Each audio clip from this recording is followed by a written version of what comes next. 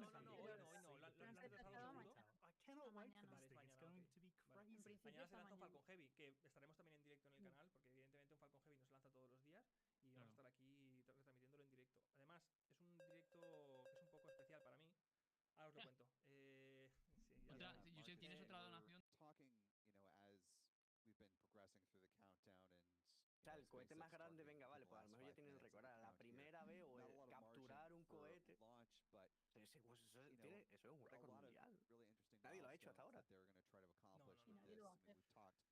Y nadie lo va a hacer en mucho tiempo. O sea, sí que. Bueno, no sé si lo van a hacer o no. Ya, Es que es una locura. No lo va a hacer seguramente nada. saldrán copias de Starship. Seguramente China será el siguiente en hacerlo. De aquí muchos años, claro. De aquí muchos años. O sea, no antes de 2030 y.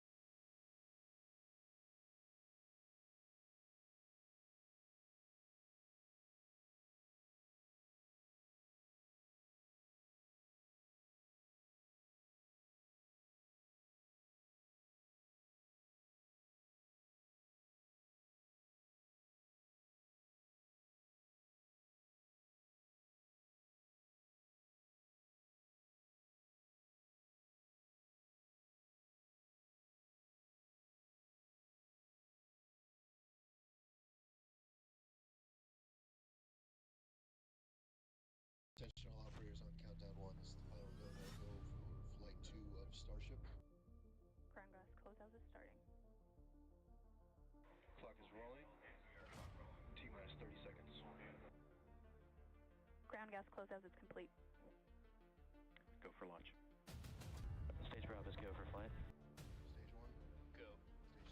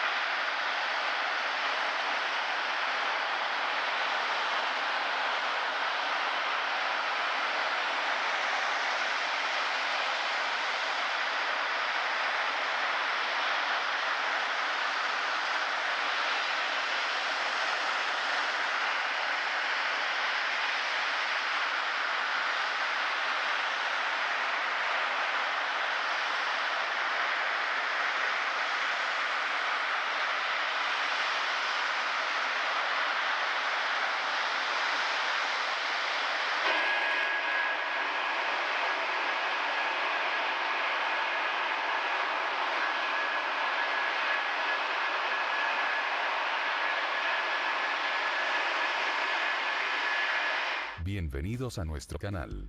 Hoy estamos a punto de presenciar un momento histórico en la exploración espacial. El quinto vuelo de prueba de la Starship de SpaceX. Este ambicioso cohete no solo representa el futuro de los viajes espaciales, sino que también es un paso crucial hacia la colonización de Marte. Y más el primer intento de recuperación del propulsor 12 en la plataforma de lanzamiento de Starbase. Así que en este video se verá lo que debes saber antes del próximo lanzamiento de SpaceX.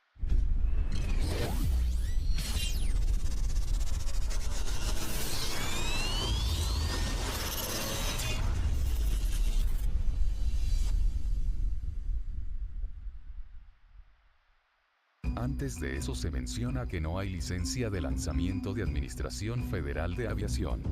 Pero hay buenas noticias donde aparecieron los hombres que instalaron el sistema de terminación de vuelo en la Starship y el propulsor. Después de un ensayo general húmedo parcial. Además el video anterior que se subió, que si no lo vieron vayan a verlo. Tendríamos cierres de carretera en Starbase. Así que estaremos más atentos. Que unas horas antes subiré un short para confirmar la licencia de lanzamiento.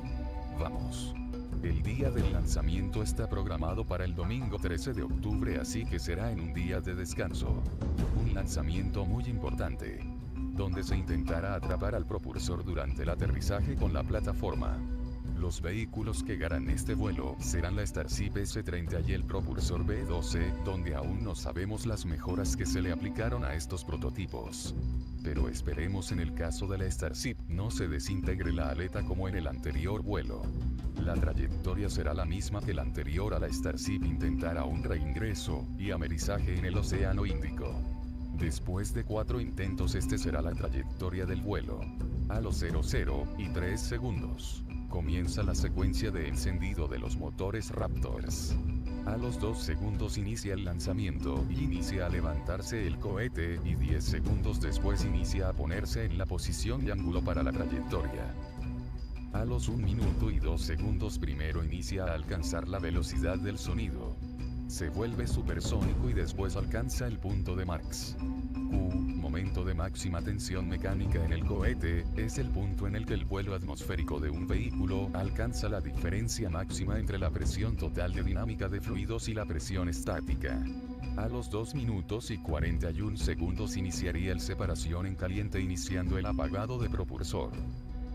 Solo apagando 30 de los 33 motores del Beco y después la Starship encendería los 6 motores Raptors 3 de nivel de mar y 3 para el vacío y segundos después se separa el propulsor y gracias a los gases de los motores de la Starship usando los rejillas el propulsor se orientaría rápido y encendiendo los 10 motores que pueden girar para el encendido de regreso a la plataforma mientras la Starship se pone casi en órbita a los 3 minutos y 41 segundos se apaga el propulsor iniciando a apagar 10 de los 13 motores y después los restantes y segundos después el anillo de separación en caliente separaría del propulsor para aligerar el propulsor. Ya iniciaría su descenso junto a las rejillas, se dirigirá a la plataforma de lanzamiento para el aterrizaje a los 6 minutos y 33 segundos iniciaría el encendido de aterrizaje encendiendo 13 motores y después se apagan 10 motores. En caso de que falle algo en el propulsor, hará un amerizaje y si sale todo con éxito la torre debería de atrapar el propulsor y apagando los motores restantes a los 8 minutos y 27 segundos se apagan los 3 motores para el vacío y después se apagan los 3 motores para el aterrizaje. La Starship hará un gran viaje recorriendo el mundo. Después de un gran viaje, la Starship iniciaría su procedimiento de aterrizaje donde las aletas se pondrán en posición para los 48 minutos y 3 segundos la Starship iniciaría a entrar a la atmósfera viajando a una gran velocidad. La Starship debe soportar temperaturas, presiones y tensiones mecánicas extremas al inicio no será un problema, pero sí al alcanzar el punto de mayor estrés térmico, donde es el punto de mayor temperatura de los gases de la entrada. Esta fase es entre los 70.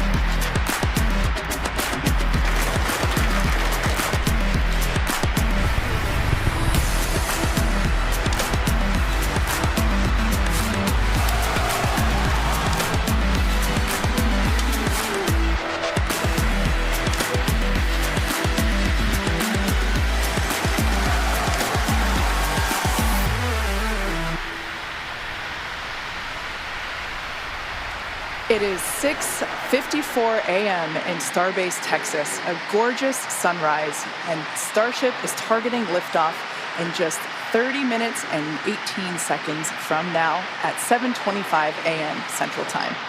As you can see, it is a beautiful day in South Texas for the 5th flight test of Starship. Good morning, Star people. I'm Kate Tice. And I'm Jesse Anderson, and we are joining you live from SpaceX Hawthorne with a great big crowd here this morning. It's been roughly 4 months since our last Starship flight, and we've got a big morning ahead of us. Flight 5, has a few primary objectives and one big first. We may be attempting to catch the Super Heavy booster. The teams at Starbase have been hard at work around the clock upgrading hardware across the entire tower with focus on the chopsticks, the 2 mechanical arms that will reach out and catch the returning booster. We're only going to attempt the catch if everything on the booster and tower checks out after launch, but either way, excitement is definitely guaranteed. Definitely. Today's Starship features a completely reworked heat shield with stronger tiles and a secondary layer, which is an extra layer of protection for the ship that will protect from any of the missing, that will help protect if there's any missing or damaged tiles.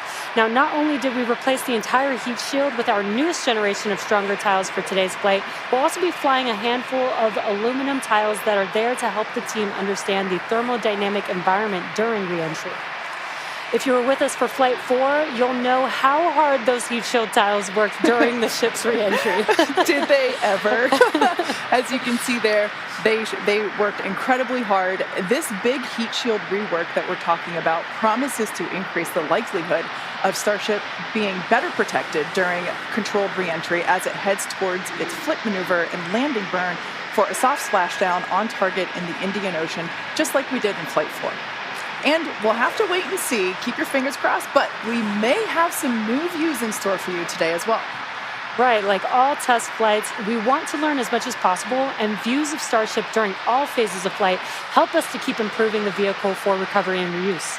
Now, thinking forward to when Starship is flying regularly, it will take the heaviest payloads to space, land humans on the moon again after more than half a century, and ultimately fly people further into space than ever before. And getting there will require us to rapidly iterate and fly often, which is why we're working so hard to scale operations at Starbase. Yeah, the faster that we learn now, the faster we can improve and evolve Starship to achieve reliable flights and rapid reusability. We've been designing this vehicle from day one to realize a vision of having an entire city of people on Mars, something we know will take launching millions of pounds of cargo and equipment into space spread across thousands of flights. This future will require many Starships that can fly again and again, and today's flight is a critical step on that path. So buckle up your seatbelts because here we go. The moon and Mars are not nearly as far in the future as you may think. In fact, we're planning to send Starships to Mars as soon as 2026. You might be familiar with the Starlink logo, and there you can see it on your screen. It's an iconic representation of the Mars Transfer Orbit, also called the Home and Transfer Orbit. This is how fundamental Mars is to SpaceX. This transfer window, or a time when the Earth and Mars are the closest to each other, opens every 26 months and is only open for about 2 to 3 months at a time for a vehicle with Starship's power. And it just so happens that the next Mars transfer window opens in 2 years towards the end of 2026. Yeah, lining up a launch to Mars is similar to how we launched to the International Space Station, where we time launches to match the station's orbit. If we didn't do this, we'd need more propellant and more time to get there. Exactly. So the first opportunity that we have to fly Starships to Mars, we plan on doing it. These first flights to Mars will be uncrewed and will test the reliability of landing intact. If those landings go well, the first crewed flights will follow soon after. So it's safe to say it's all happening, and flights like today's are what's going to get us there. Not only have we made several improvements to the Starship flying today based on what we've learned from our last flight, including extensive upgrades to Starship's hardware and software, we've also made improvements to the launch tower and catch mechanisms. And if you've noticed in some of the live views this morning, our teams have completed stacking the second launch tower, which will be coming online next year. Having 2 operational launch towers paired with ships and boosters rolling off the line in our new Star Factory will allow us to increase our flight cadence and test even more rapidly. And just a few miles away from the 2 towers, things are moving really fast at the heart of Starbase. Star Factory is rapidly coming online, with production teams already using the space as construction continues. The 1 million square foot Star Factory brings many parts of the manufacturing process under one roof for the first time, enabling moving as much system integration work as possible earlier in the build process, with the goal of eventually producing hundreds of Starships a year. That's crazy. It's such an impressive building. So, for example, teams can assemble an entire nose cone structure of a ship into a single piece and work on its internal systems all in one place. So if you're working on Starship and you have a question about the steps that you're working that happen before or after yours, instead of having to leave the building and go and find the person or the team with the answer, or waste time sending an email and waiting for their response, odds are you're right next to that person or team, and now you're working right alongside them, so you don't have to wait for a response. Yeah, exactly. It makes it a lot more efficient and faster to communicate. So not only are we rapidly iterating on these spacecraft themselves, but we're also innovating the way that they're made. It's almost too much to keep up with. We're also posting updates on our account on X. If you can't keep up, that'll help you. So if you don't already, make sure that you follow us at SpaceX on X. And I have a feeling it's going to get pretty busy. Oh, that is definitely an understatement. And it's definitely going to be very exciting today. So with that, let's meet today's Starship on the pad. Starship features 2 major parts: the ship, which has 6 Raptor engines, and the Super Heavy booster, which has 33 Raptor engines. The current iteration of Starship is essentially an experimental vehicle flying for development. With a few planned upgrades, Starship will have 3 times the thrust of Saturn V, plus the added benefit of full reusability. Starship 2 will be capable of carrying more than 100 tons to orbit, and Starship 3 will be able to lift more than 200 tons to orbit. The amount of mass we're able to launch per rocket is crucial to creating a self-sustaining city on Mars. Now, to get a sense of how big Starship is, let's start with the average size human, which is about 2 meters high. Towering over our average human is the length of the Millennium Falcon, which comes in at 35 meters. Our Falcon 9 rocket, with the payload fairing attached, is double the size of the Millennium Falcon, standing at 70 meters. And nearly twice the size of that is the fully integrated Starship at 121 meters tall. The ship itself is about 50 meters tall, and the Super Heavy booster alone stands about 71 meters. And even crazier, eventually the ship and booster will get even taller with future design iterations. Can't imagine it being taller than that. Starship's first stage has a diameter of roughly 2.5 times that of Falcon 9, and with 33 much larger Raptor engines, which you can see there on your screen. Moving up the vehicle, the ship features 6 Raptors, 3 sea-level engines, and 3 vacuum engines, which are optimized to operate in the vacuum of space. The ship is designed for vertical takeoff and landing on any hard surface, like the surface of the moon. The ship is also outfitted with 4 flaps to help aerodynamically control the vehicle's attitude during atmospheric flight and enable a precision landing. To reach full reusability, ship must survive entry not just once, but over and over again. It took the teams at SpaceX about 3 years to develop the heat shield on Starship, and development for improvements is still ongoing. The ship's heat shield is composed of 18,000 hexagonal ceramic tiles designed to insulate the vehicle during atmospheric entry, where temperatures can be as high as 2,600 degrees Fahrenheit. And naturally, the tiles are designed for rapid reuse with no refurbishment between flights. As we mentioned earlier, today's Starship features a completely reworked heat shield with stronger tiles and a secondary protective layer. This promises to increase our chances of Starship making it through a controlled re-entry, and hopefully a little more intact this time around. And in between our first and second stages is our hot stage, which we last saw in action on flights 2, 3, and 4. Speaking of, let's take a trip back in time and talk about that last flight. On June 6th, Starship successfully lifted off at 7:50 a.m. Central Time from Starbase, Texas, cleared the launch tower, and went on to accomplish several major milestones and firsts. As you can see there, Super Heavy booster lifted off successfully and completed a full duration ascent burn. I love the view of the sound waves there.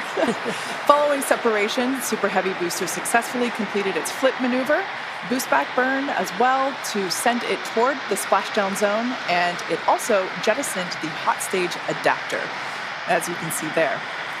We don't have to jettison that adapter in future iterations because it'll be a different design. Now, as you can see here, the booster is returning back to Earth using those hypersonic grid fins to steer it towards a precise landing in the Gulf of Mexico. The footage that we have coming up here, there it is from the buoy. I still remember seeing this on X for the first time, and it was so incredible to see that booster coming down, ending its flight with a soft splashdown 7 minutes and 24 seconds into the flight, and the crowd went wild. And so did we. Starship's 6 second-stage Raptor engine successfully powered the vehicle to space and placed it on a trajectory that would re-enter less than 1 orbit later over the Indian Ocean. And following a coast phase in space, Starship re-entered the Earth's atmosphere, successfully making it through the phases of peak heating and max aerodynamic pressure, and demonstrating the ability to control the vehicle using its flaps while descending through the atmosphere at hypersonic speeds. And of course, Starlink on Starship once again enabled real-time telemetry and live high-definition video throughout every phase of entry, with external cameras providing views all the way to the flight's conclusion. Flight 4 ended with Starship, with, again, the crowd going bonkers, with Starship igniting its 3 center Raptor engines and executing the first flip maneuver and landing burn that we had seen since our high-altitude campaign. And that was followed by a soft splashdown of the ship in the Indian Ocean 1 hour and 6 minutes later. And we were all glued to the monitors, watching the little flap that could the whole way down. Seeing the landing burn and splashdown was an incredible moment for the entire SpaceX team, and we'll be looking out for many more of these incredible moments today. All right, so while today's mission profile is similar to Flight 4, we got a couple new test objectives, including catching the booster back at the launch tower.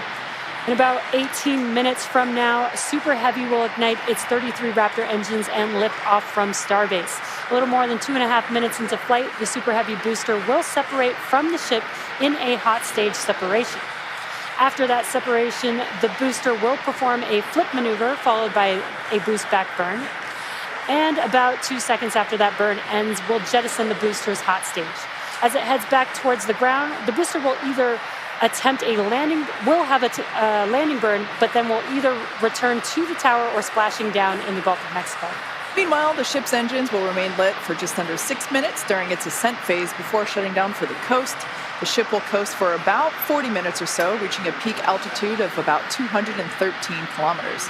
After that coast phase, the ship will be attempting a controlled re-entry, including a flip maneuver and landing burn, like we saw on Flight 4, just before splashing down in the Indian Ocean. Now, we say attempting because, again, this is just a test and nothing is guaranteed. Except excitement.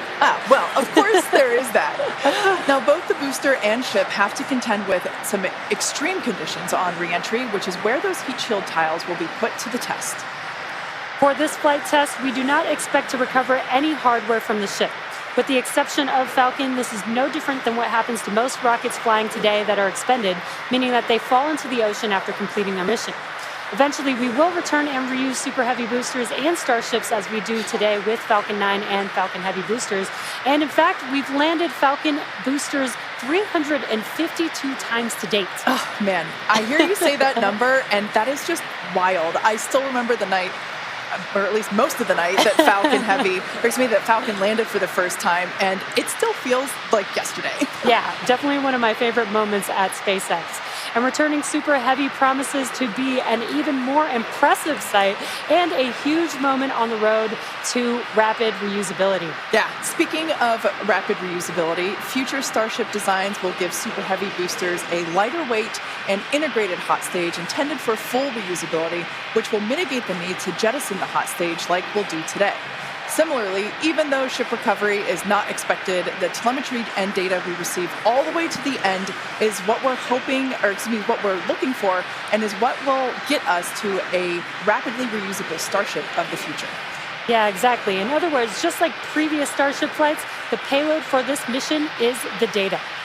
All right, now that we have a handle on today's flight test, let's check in with Dan, who is right in the middle of the action. He's just a few kilometers from Starship on the pad. How's it going, Dan? It's going great, Jesse. Welcome back to Starbase, everybody. It's been far too long. Little change of scenery this time. Right behind me is the Launch Control Center, where our flight controllers are counting down to our liftoff at 7:25 a.m. Central. We are a little bit later in our window. The main reason is we're working to clear out the range. Have not been tracking any technical issues so far to preclude that launch. So 7:25 a.m. Central, 12:25 UTC is what we're marching down to. As you can see, we're actively loading propellants on board Super Heavy and Starship. Liquid methane for your fuel, liquid oxygen for the oxidizer. Prop load on the ship started at about T-minus 49 minutes, booster at T-minus 40 minutes. We're going to keep loading propellants on those vehicles right down to the wire. Ship will close out at about 3 minutes and 20 seconds before T0, and then booster just about 30 seconds later. Now, with our startup sequence, it's going to look very similar to what you saw on Flight 4.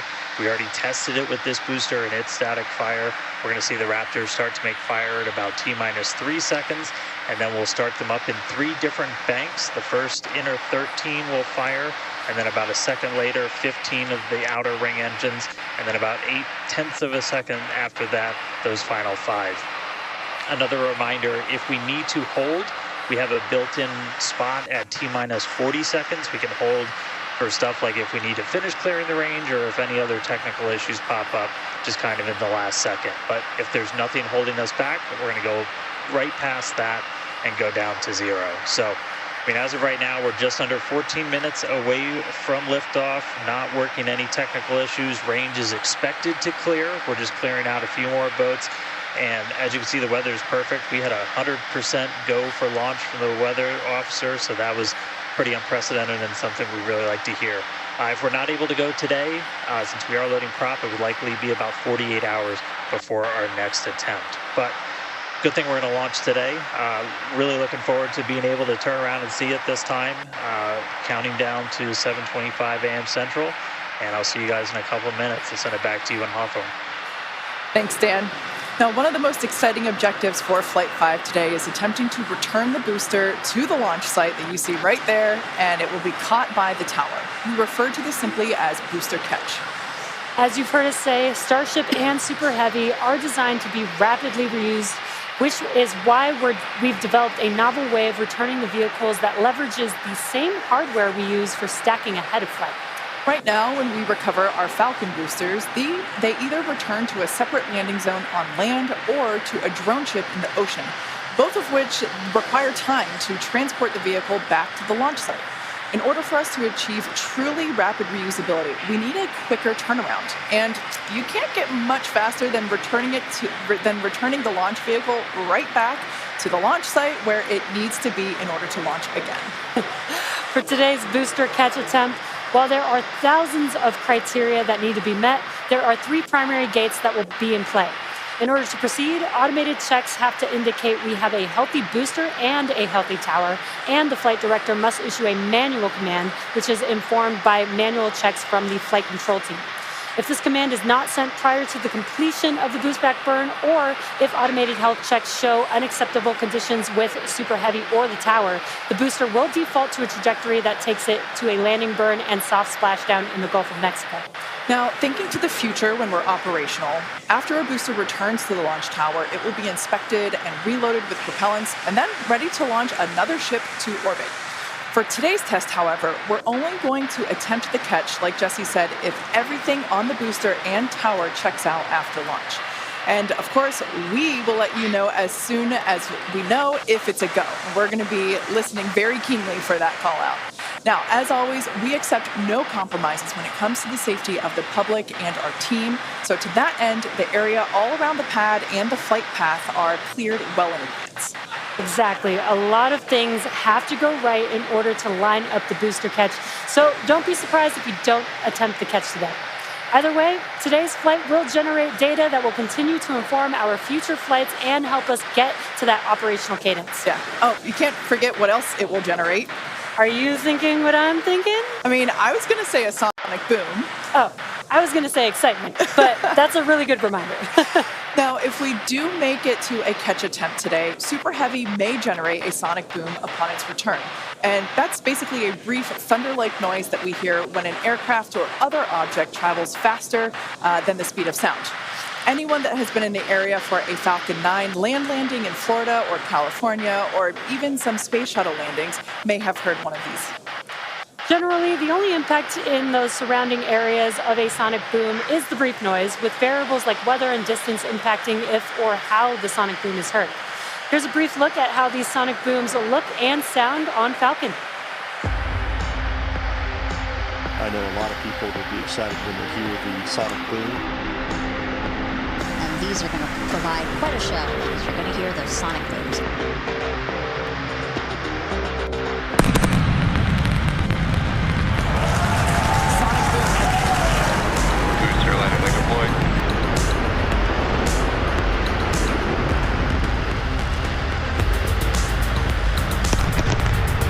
Sonic boom is great for us. That thunderclap broke the sound barrier.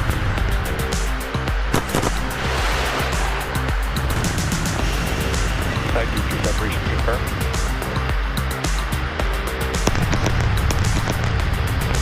Just heard the 2 sonic booms here in the room. Booster landing confirmed.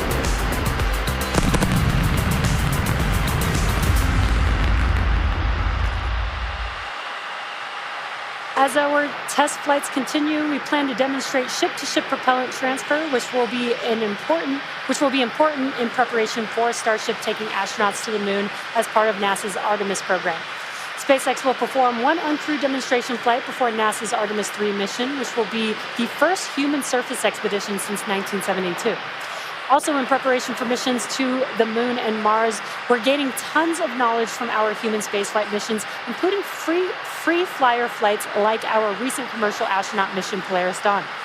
Polaris Dawn was the first of up to 3 missions in the Polaris program, which is demonstrating new technologies, conducting extensive research, and will culminate in a flight of Starship with humans on board. After nearly 5 days in orbit, Dragon and the 4-person Polaris Dawn crew safely splashed down on September 15th off the coast of Florida, completing the first human spaceflight mission of the Polaris program. The Polaris Dawn crew performed some incredible firsts during their mission. Dragon and the crew reached 1,408.1 kilometers, the highest Earth orbit ever flown, and the farthest humans have been from our planet since the Apollo program. The crew also performed the first ever commercial EVA, or extravehicular activity. And as you can see there, they were wearing the new EVA suits that we developed here in-house. This was an incredible moment to see Jared and then later Sarah emerge and perform this EVA with Earth behind. Now, in addition to this incredible spacewalk, they also conducted about 36 research studies and experiments from 31 partner institutions, including NASA. And in addition to all of that, they also tested Starlink laser-based communications in space. The data gathered from Polaris Dawn missions is invaluable, much like the data that we're going to see after today's flight test of Starship. So we're coming down to T-minus about 7 minutes. Let's check in with Dan. Hey, thanks, Kate. So yeah, we're right at about 7 minutes away from launch. The main thing we are still working is that range clear. Again, we have to make sure boats, airspace, everything is cleared out of the way for our ascent corridor, basically the Gulf of Mexico, where we're launching through before we can actually launch. And so we're working on clearing out just a few more boats. We do have a window, remember. So if we end up holding at like a T-minus 40 seconds, we can hold for several minutes, allow those boats to get out of the way, and then we can launch.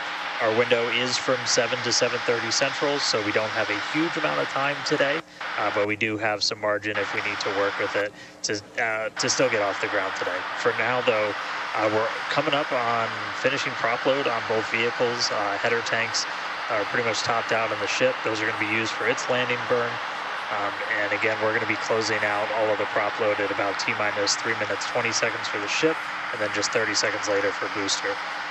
One kind of cool thing to talk about, so the folks in launch control behind me, after liftoff, they're going to have some pretty special tasks today if we're going to go through with the catch.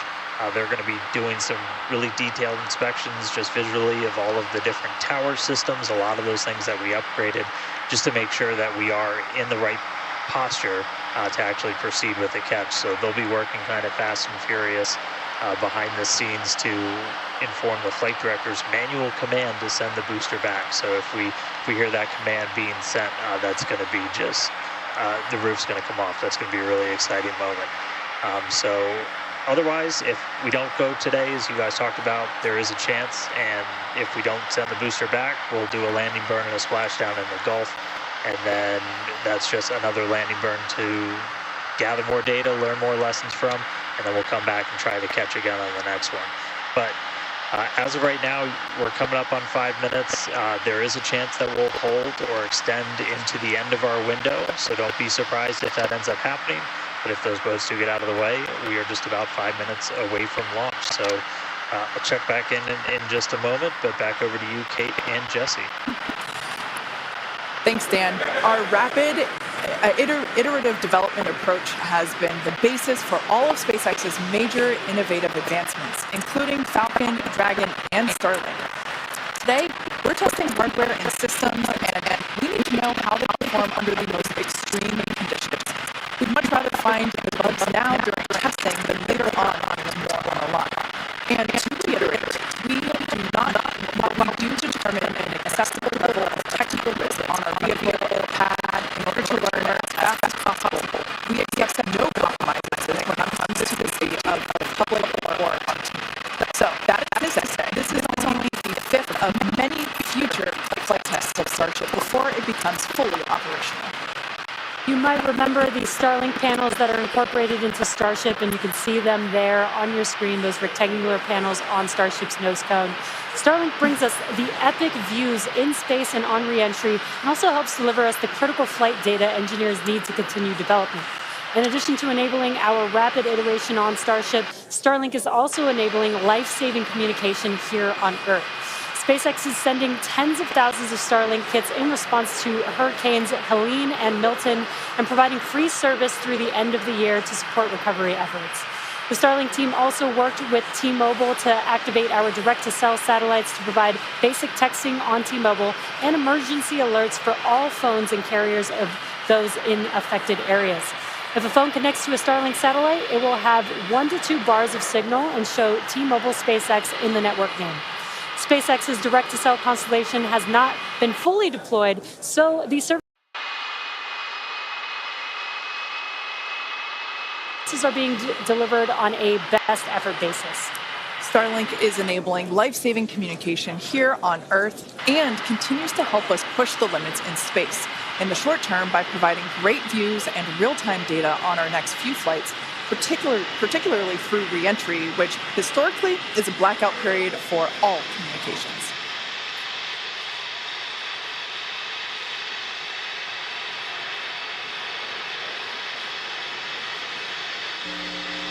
All right, so we're coming up on 2 minutes, 30 seconds away from launch. We're hearing like there was a pretty good chance we were going to hold at T-minus 40 seconds, but surprise, now it sounds like we might not be. So we are just a little over 2 minutes away, so a couple more things going to be happening. We did just close out our propellant load on the ship and the booster, so 10 million pounds of propellant on that vehicle on the pad here at Starbase, getting ready to go. We're going to start clearing out all of the lines that are basically pushing all of that propellant to the vehicles. Those get cleaned out or cleared out on the ground before we lift off. We're doing some final checks on the vehicle, the thrust vector control that we're going to use to steer it, as well as the guidance system doing its final alignment, just a lot of our final checkouts. But we are starting to hear that it looks like the range is going to be clear at our liftoff time of 7:25 a.m. Central, 12:25 UTC. So that puts us 1 minute, 20 seconds away from launch. Still not tracking any technical issues. That range clear is the only thing that's been potentially poking at our launch. So I'm going to start to quiet down. We'll hear our flight director for today, Tristan Pierce, give some of the final call-outs.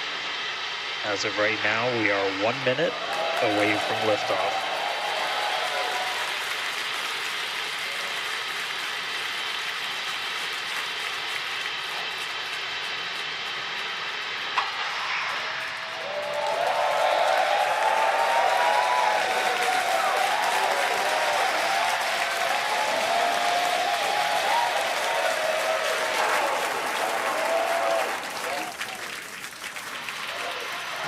Flight directors go for launch.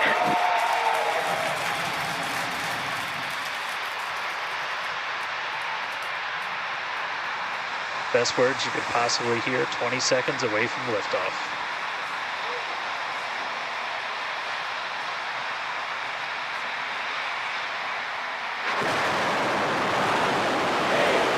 T-minus 5, 4, 3, 2, 1.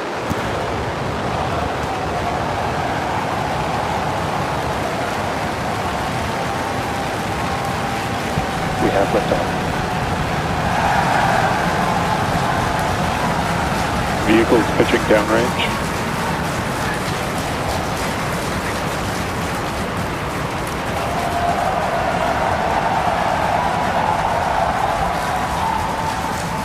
Booster after chamber pressure nominal.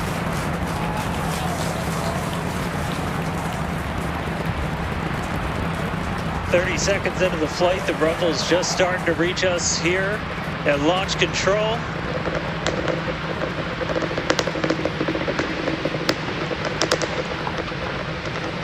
Booster and ship, avionics power, telemetry nominal. 33 Raptor engines.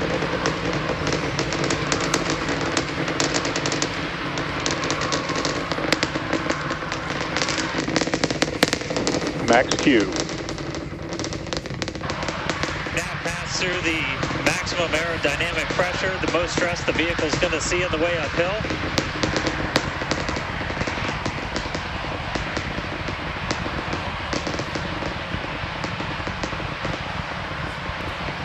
All right, our next major milestone coming up, it's going to be hot staging. We're going to see the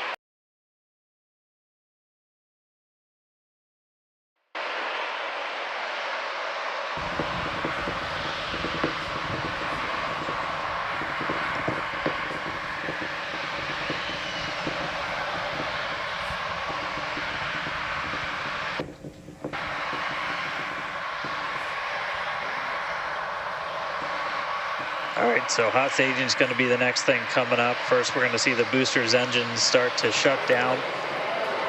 All but 3. We're going to do what's called most engines cut off instead of main engine cut off, because 3 are going to keep going. And then we're going to see the engines on ship ignite.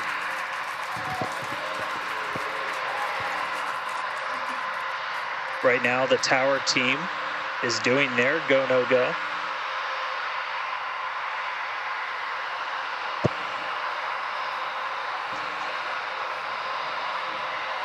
We might hear some really good words soon, too. All right. Can still see it up behind me. That is one of the most gorgeous things I've ever seen in my entire life. Coming up on hot staging next. Ship engine There's startup. most engines cut off. Stage separation. Booster stage separation. Hot stage separation confirmed. Ship under its own power. I'm seeing 6 out of 6 Raptors lit. Hopefully I got a booster on the way back to me. I'm going to send it to you guys in Hawthorne. Oh man, that was absolutely incredible. I loved how the crowd chamber pressure is nominal. Crowd here in Hawthorne all went ooh at that first view of the blue flames from the booster. As you can see there, first stage currently performing, or excuse me, is now making its way back to the launch site. Again, we are ship avionics power and telemetry nominal. The booster and the tower are both performing automated checks to make sure we are go for the booster to return to the launch pad for that catch. And once those are complete, the flight director... Booster, booster, and shutdown. Flight directors go for booster return. we did hear that the tower is go for catch, so that was one of the big criteria we were looking for. This view We'll here. wait to hear that the go for catch has been sent. Beautiful view here from the ship. And so exciting to hear that we got a go for booster catch. That means it's going to be a really exciting morning. Again, the booster is making its way back towards now land in order to make that catch attempt in the tower. So incredible to see these views. You can see the ship on the right-hand side of your screen. All 6 Raptor engines are under full power. Once again, the booster is making its way back to the launch site. We are going to try and catch it using the chopsticks on the launch tower, the exact same tower that it just launched from just, wow, 5 minutes ago. Yeah, and the booster. Starship on nominal Guys, trajectory. I can confirm the command was sent for the booster to come back. That is incredible. So I'm looking up right now. It's pretty much right overhead of us, and we can see it starting to come down. I can't wait for us to hear the sonic boom through Dan's mic. That is going to be incredible. It was so cool to hear the liftoff. And so once again, it's successful on-time liftoff of Starship Flight 5. The ship has separated from the booster. The booster is there on your screen. It is making its way back to the launch site. We are going to attempt the catch using the chopsticks. We did hear the confirmation that the command was sent to the tower. We are go for catch. And in order to... And guys, we should just be about 30 seconds away from our landing burn. It's going to happen in 3 phases. We're going to land 13 engines, burn off all of that velocity. Oh, we can see it coming down through the plume. Booster coming in hot for booster catch. And I ignite 13 of those Raptor engines, and this view is incredible right now. You can see how fast this vehicle is moving on the left-hand screen. Landing burn. 13 engines. We're now down to 3 Raptor engines. We can see those chopsticks now in here.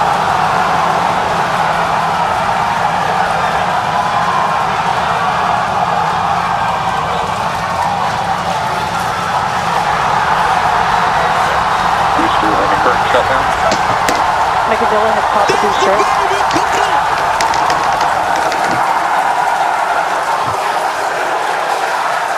This is absolutely insane. On the first ever attempt, we have successfully caught the Super Heavy booster back at the launch tower. What an incredible view! Are you kidding me?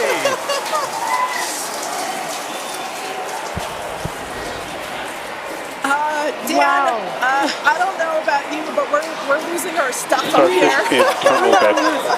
Guys, I'm sorry. Like, even in this day and age, what we just saw, that looked like magic. Wow. Damn, your view must have been insane. We are still going wild over here over this.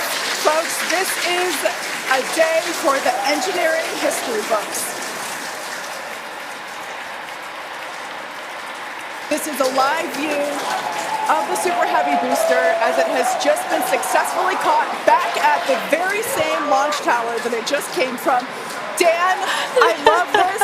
You are reflecting exactly what everybody else here in Hawthorne, except maybe a little bit more because you got to see. How was that? We got it. I mean, like, I can't even describe that. Oh, by the way, main engine cut off, ship's in orbit, but I am like shaking right now. That was... Yeah, This is not, Yeah, I mean, let's check in on ship. it's hard to believe that. Starship nominal orbit insertion.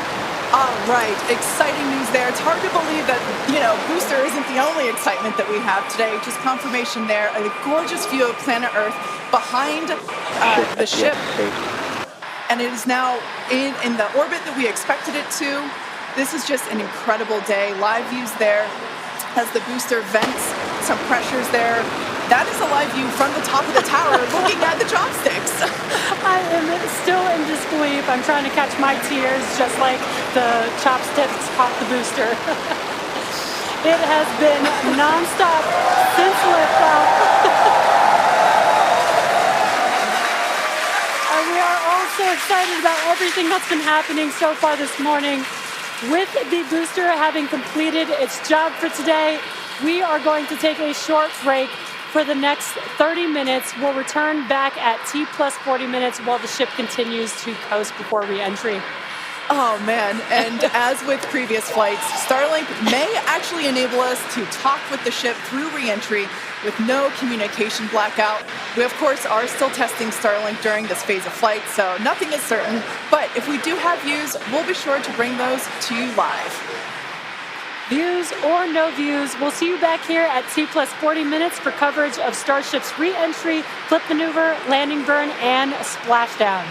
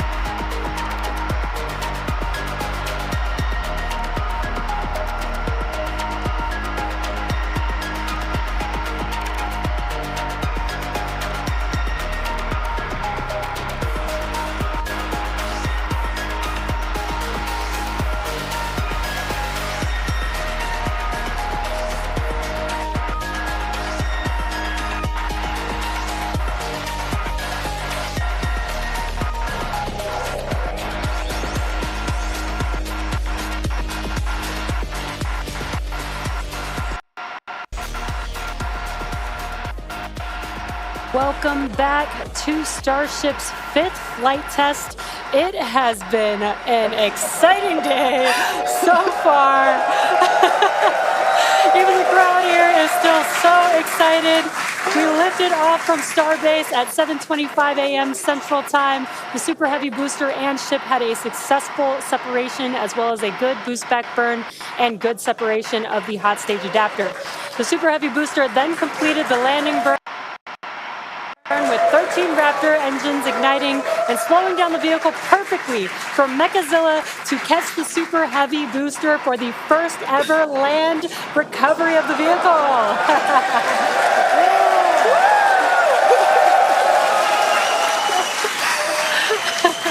Now, it is insane to think that we're not done yet. We still have, in about 48 minutes, the ship will re-enter. The flap, all the flaps that will today, not that could. The ship will re-enter the Earth's atmosphere. Now, as a reminder, one of the main goals of today's test flight is for the ship to make it through the extreme heat of re-entry and to do so in a controlled manner. We learned a lot about this phase during Flight 4 and, as a result, completely reworked the heat shield, but more on all that in just a minute. Now, re-entry is typically a portion of flight where we don't have communications with the spacecraft because re-entering, it'll be re-entering at about 8 kilometers per second, or about 5 miles per second of roughly orbital velocity. Now, those speeds, the spacecraft moving through the atmosphere results in friction and creates a plasma field around the vehicle. We saw this in action on Flight 4 thanks to Starlink, and wow, it was breathtaking. The blanket of plasma ends up distorting communication frequencies, so it's not uncommon to experience brief blackouts in communication, but hopefully that's not the case today. And Kate, that's where Starlink has just kind of been just the unsung hero and the MVP of this test campaign. I mean, it's able to give us data, not just awesome video, but also data in real time as we're going through reentry. I mean, this is something that throughout the history of spaceflight just hasn't been possible. And this is an environment that is so unforgiving, so hard to model, so hard to understand. And for the first time ever, we're able to literally watch as it unfolds in real time, get that data in real time. And we're able to do that with Starlink. And it's great for us because we get to see something. We get to see the greatest light show on the planet or off the planet. But what it means for this program, we're able to learn tremendous amounts about our heat shield, our angle of attack, everything that we're doing as we're coming in through the atmosphere at hypersonic speeds. And it's, you can't just thank it enough. And also, special shout out, you're going to see some additional flap camera views. We've got a really amazing team of avionics, cameras, electronics, software people who made all that possible. And so hopefully they're going to give us an even better show on the way in today as we're coming in at about 5 times the speed of sound. Yeah, those flaps, Dan, that you see there, that's what's helping. Starship is in a good attitude for entry, approaching the entry interface. And some good call-outs there, preparing for re-entry for Starship. And again, that's what Dan was mentioning, those flaps on the vehicle. And if you've been watching us for the last few minutes, you could see that the flaps were rotating around and helping orient the vehicle as it prepares for the beginning of re-entry today. Yeah, exactly. Re-entry will be enabled by that heat shield that you see on the bottom half. That heat shield is made up of 18,000 hexagonal ceramic tiles, and they are designed to insulate the vehicle during atmospheric entry. At that point in time, temperatures can be as high as 26,000 degrees Fahrenheit or about 1,400 degrees Celsius. The design itself also permits for rapid reuse with no refurbishment between the flights. And fun fact that I think is just incredible in terms of scale, but the heat shield alone on the ship has a total mass of 10.5 tons, which is crazy because these things are really lightweight. They're made out of ceramic. We have a couple of them here. The one that I'm holding is used on flat surfaces, as let's see if we go that way, because as it's flat. The one that Jesse has is kind of more what you see there on the side.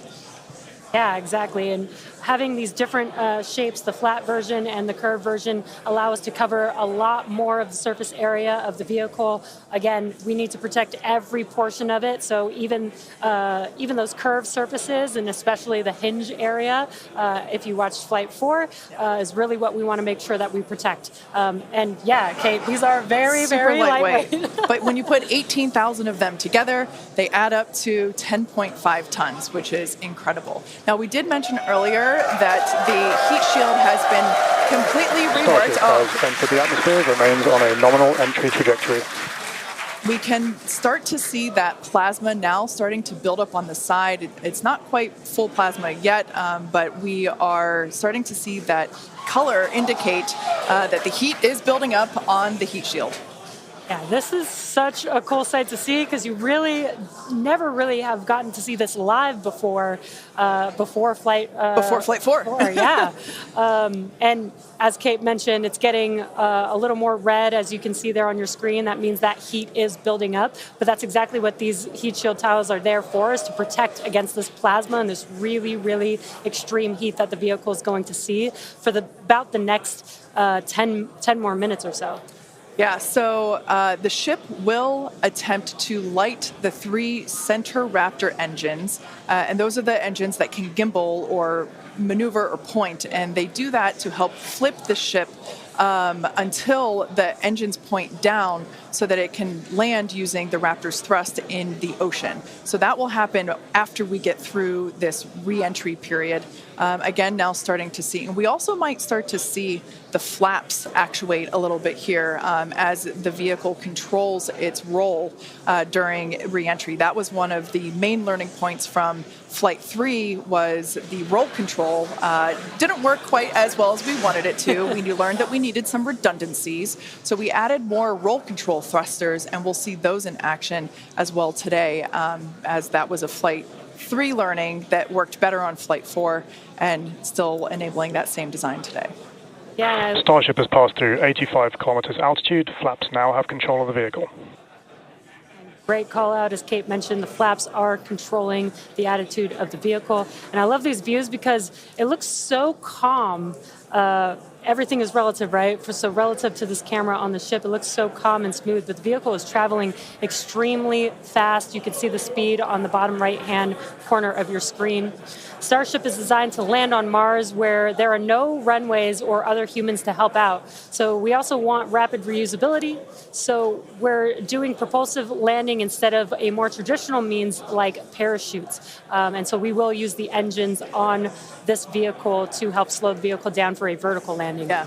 Now, entry is going to basically happen in 5 phases. The first is low drag. That lasts for about 3 minutes. Next is high heating, and that beginning when heating increases above the heat rate breakup limit. That lasts for about 10 minutes. We then have high dynamic pressure.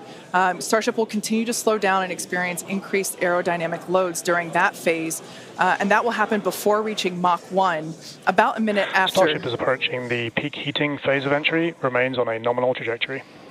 Okay, so that was phase 2 that he just called out, that I was mentioning. After peak heating is that dynamic pressure around Mach 1, and that will last about a minute after leaving the hypersonic area, and then we go into subsonic, and then, of course, landing burn. Wow, what an incredible view. The colors are so amazing, and the colors actually also tell you a little bit about the temperature that the vehicle is seeing as well. So I think that's pretty cool that we get this amazing live visual. Speaking of live visual, the flap, we have more views, more cameras on board Starship, as Dan mentioned a few minutes ago. We are hoping that all 4 flaps will stay more intact than they did last time. We did make some changes to the design in order to help enable this. Starship is now experiencing peak heating, remains on a nominal entry trajectory. Great news there. that Starship is continuing along the path that we intended it to fly. You can keep track with how fast it's going and how high it is above Earth using the display that is there on the bottom right-hand side of your screen. And guys, this is where we're really going to see a lot of those improvements from Flight 4 really come into action. Is you guys kind of talked about, so it's called the static arrow. Those are kind of the poke out points on the flaps. Those get exposed to some pretty extreme heat environments, and so we added some additional, basically made it a lot more robust for the thermal protection there. And we learned not just from visuals and stuff like that. We had those missing tile tests on Flight 4 where we intentionally left some out, kept in some backup layers. They're called ablatives, which means they just gradually melt away to help dissipate the heat. And we've got an entire layer of ablative underneath the tiles on this Starship today. So even if you get a gap in a tile or a tile is broken, anything like that, we've got essentially backup options. And what we're really trying to do today is do an on-target landing. As we lost the flaps, you lose a lot of your control, and so we didn't land right on target last flight. This time we're trying to really nail the target within just tens of meters, and that'll just be a really huge step on feeling like we're closer to bringing a ship back. Obviously, there's a lot of work before we get there, but we just caught a booster. We're going to start looking real soon at when we can catch a ship. So the view on your left is as a helicopter passes by Dan, bound at Starbase. The view on your left is a camera that's positioned near the nose of the ship, looking basically down toward the flap. The view on the right is looking perpendicular to the flap. So we're looking basically bird's eye view onto the flap on the left-hand side, and then a worm's eye view from the side with that view on the right. Yeah, sorry about that, guys. Maverick just buzzed the tower. He might be coming back, so. Now, these views brought to us by Starlink. It's incredible that we have this high-definition capability. In fact, that view on the left... Starship is now halfway through the peak heating phase of entry, remains on a good trajectory. So great news there, hearing that we're about halfway through the peak heating phase. Like I said earlier, this lasts roughly 10-ish minutes. And we did hear earlier that the flaps have control of the vehicle, so also good news there. You know, it is incredible that we've basically had views the entire time. Right, yeah. Thanks to Starlink. My memory did black out a little bit after booster catch, so I think we had views. But, you know, all through the coast phase, we had some beautiful views of planet Earth behind the ship as it was in its orbit. Yeah, and I also do want to point out on your right-hand screen, we've got a more encompassed view of the flap. As we watched in Flight 4, the hinge area was the area where we got a little bit of that burn through. This view, this new camera view on the ship will help us be able to visually see more of what's happening in that area. And again, we have improved our heating tiles, and so hopefully we've protected the hinge a lot better this time. Landing chill has started. But again, these views are additional to the data that we get on these flight tests that help enable us kind of put the data that we get in the computer to the visuals that we see and try and align those and use that for improvements in the future. Now, we heard a call out there saying that engine chill has begun. This is an indication that we are starting to flow a little bit of the super cold liquid oxygen through the hardware, through the Raptor engine, specifically the turbo pumps, to help ensure that the hardware is at the right temperature before we give a full push, a full flow of propellant at engine startup. So all of that to say, we are getting closer to the landing burn. We definitely are. And again, if you look at the bottom right hand of your screen, you can see the altitude that the ship is, and it has been slowly making its way closer and closer to Earth. We're currently at about 63 kilometers from planet Earth, and you'll see that number trend lower and lower as we get closer and continue through this reentry.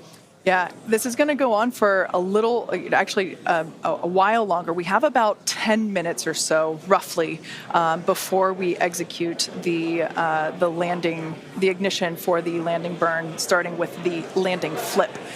So we're making a controlled reentry. This is one of the primary objectives for Starship today, is to demonstrate another controlled reentry, even more controlled than what we saw on Flight 4.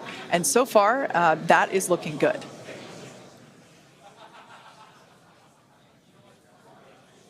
And then as we start to really get lower, we're going to start seeing the atmosphere's effects start to take place, and that's when we'll be dropping our speed down closer to the speed of sound. You'll see the flaps start to maneuver. We were able to do a landing burn on Flight 4, which kind of caught all of us off guard. It was pretty incredible after seeing the flaps survive through. And try and do another one on this flight today. We tweaked it a little bit, so we're going to try and splash down at a little bit of a gentler angle this time, instead of just kind of hit the water and fall over. And the goal with that is try and keep the ship intact, and then if we're able to then get some additional video of it, again, that's just more data. And everything we can see, everything we can get extra, like a couple extra seconds or minutes of data coming from the ship after Starship has splashdown. passed through the peak heating phase of flight, approaching maximum entry dynamic pressure. All right, we're through peak heating. Coming up is basically max Q part 2, where we're going to hit kind of that part of the curve where we're still moving really fast and the atmosphere is just dense enough that we're feeling the most pressure, but hopefully we're going to start feeling a little bit less heat now.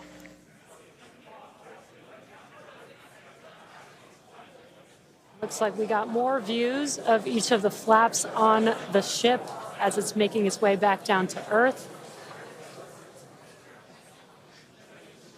And we did pass through peak heating and still got really good views throughout that whole period. Typically during the highest heat on the vehicle, we tend to build up a lot of plasma, and that's typically when we would lose connection or views of the vehicle. But again, with Starlink, we were able to get some live views throughout that entire process there. And we're coming up, we'll start hearing a couple more milestones in about 4 minutes or so, when we start getting down to like the transonic, the subsonic, when we're starting to move closer to and beneath the speed of sound.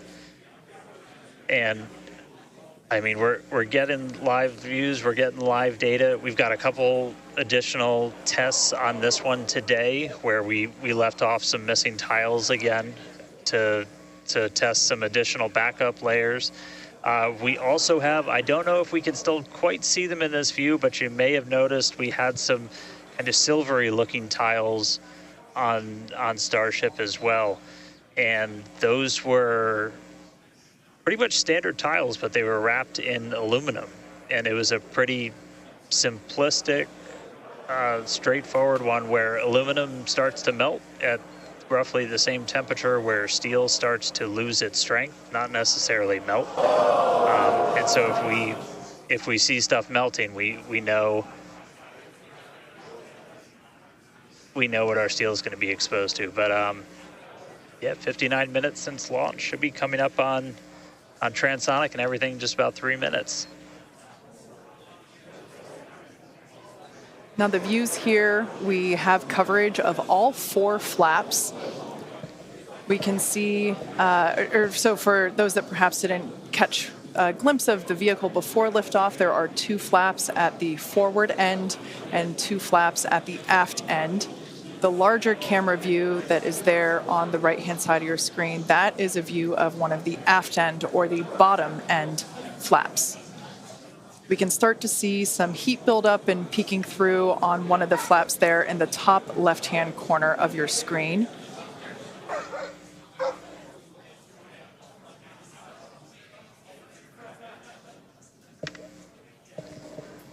Once again, Starship now at T+1 hour and 9 seconds into its flight today, re-entering the Earth's atmosphere. Currently about 45 kilometers above the surface of the Earth, now 44. We are targeting a soft splashdown in the Indian Ocean, about, northwest-ish of Australia. And we are attempting to, as we did on Flight 4, perform a flip maneuver as well as Starship is at maximum entry dynamic pressure, remains on a good trajectory. All right, so that is great news there. Like Dan said earlier, this is basically max Q part 2. So this is the greatest amount of aerodynamic loads that the vehicle will experience during its flight. It's coming back through the Earth's atmosphere. It was above the Earth's atmosphere in space where there was no friction. We can obviously see heat as evidence of that friction buildup. The atmosphere is actually helping to slow the vehicle down. If you're watching the telemetry in the bottom right-hand corner of your screen, you can see that speed decelerating rapidly.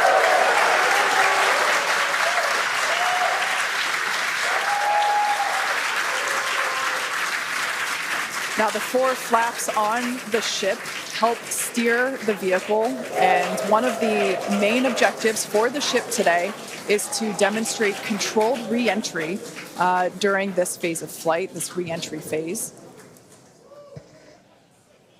Yeah, and we have 6 engines on ship, but we only need 3 of them, the 3 sea-level engines.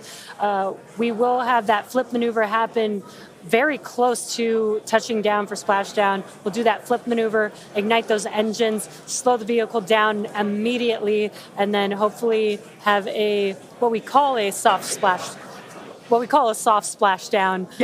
in the water. It's probably going to feel a little bit harder on the top of the surface of the water, but it'll look pretty gentle. Yeah, and like we said earlier, we hope to have some more views, even of that phase of the flight.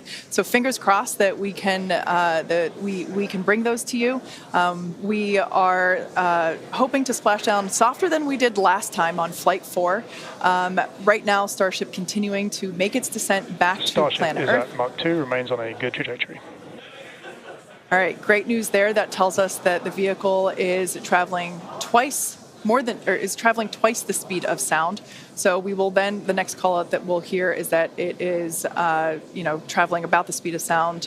And then we will hear a call out that that will be the call out that it is transonic. And then we will hear another call out saying that it is subsonic, meaning going slower than the speed of sound. Starship is transonic. There it is. So at this point in time, we say transonic because certain parts of the vehicle, like the flap that you see on your screen, might be experiencing airflow faster than the speed of sound, while other parts of the ship may be experiencing airflow. Starship is in the subsonic belly flop. All right, so now the entire vehicle is traveling slower than the speed of sound, so subsonic. The crowd here at Mission Control Hawthorne also getting excited, just like us. We're awaiting a water landing. We are going to reignite the 3 engines to perform that flip maneuver, and we're basically about a minute and a half, away from the landing flip. Yeah, the crowd's getting excited here as we get closer and closer to splashdown. Again, just about a minute away from the expected splashdown, so we should see a lot happening coming up here shortly. We're currently having a view of one of the flaps, and it is a little bit dark on your screen, but hopefully we'll get some good views of the ship as it makes that flip maneuver and touchdown for splashdown. Yeah, yeah, guys, we saw that speed drop like a rock. So we're doing a belly flip right now, or a belly flop right now. That's what's kind of, if you saw the high altitude campaign, that's the unique thing about how Starship comes back. So we've bled off pretty much all of the speed we're going to. We're essentially at terminal velocity. Starship is at 5 kilometers altitude, remains on target. 5 to go, coming up soon, landing burn.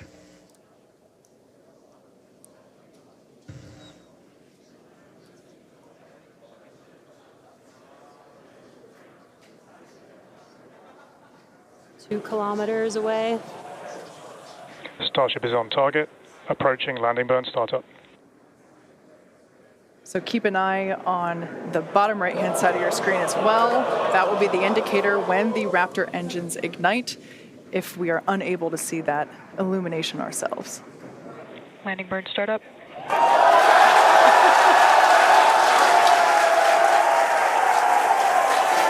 a cool view of the reflection of that landing burn. You can see the water just behind the ship.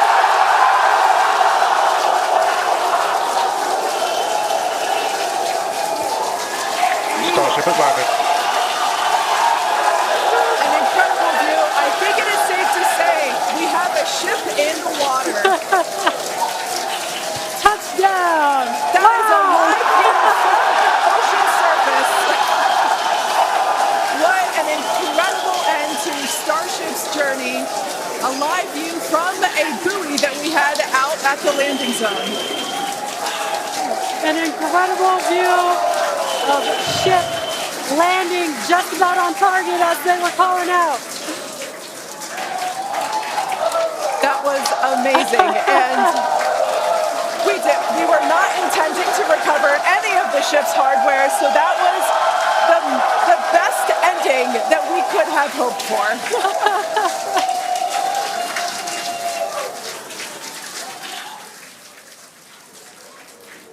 Man, I don't think we're going to be able to get a ton of extra video of the heat shield, but we hit the target. We hit the target. Yeah. I mean, we hit the target because we had these buoys placed in a pretty specific spot, so wow. What a day. I feel like that's what I get to say. What a day. I mean, everything started off today with that launch. We were able to lift off towards the end of our window, 7:25 a.m. Central Time. 33 out of 33 Raptors in the way uphill. Successful hot stage. Booster came back. We watched it come down right behind us. Watched it get caught. And that broke my brain for a while. I'm really happy we had coast for a bit, but that's first ever booster catch, major step on the way to rapid reusability, and ship just gave us one heck of a show, making it through a controlled re-entry this time, flaps intact, made it down to the water. Hey, Starships were meant to fly, and it sure as hell flew today, so let's get ready for the next one. Over to you guys. They were meant to fly, and they were also meant to be caught by Mechazilla. Yeah. It's been such an incredible day today. Congratulations to our teammates and to everyone who supported the Starship program. And thank you to all of our future customers for your support. And we'll also like to thank the people of Cameron County, Texas, as well as the Coast Guard, the Federal Aviation Administration, the Government of Mexico, and the Australian Space Agency. Now be sure to follow SpaceX on X for more updates on today's test flight and, of course, for future Starship news. Today was amazing, but the SpaceX action isn't over yet. Soon Falcon Heavy will launch NASA's Europa Clipper, and we're also going to be returning Dragon back to Earth with NASA's Crew 8 astronauts. So congratulations again to the SpaceX team. What an amazing launch and an even cooler catch. Thank you for watching, but we're going to leave you with an awesome recap of what has been the most epic day.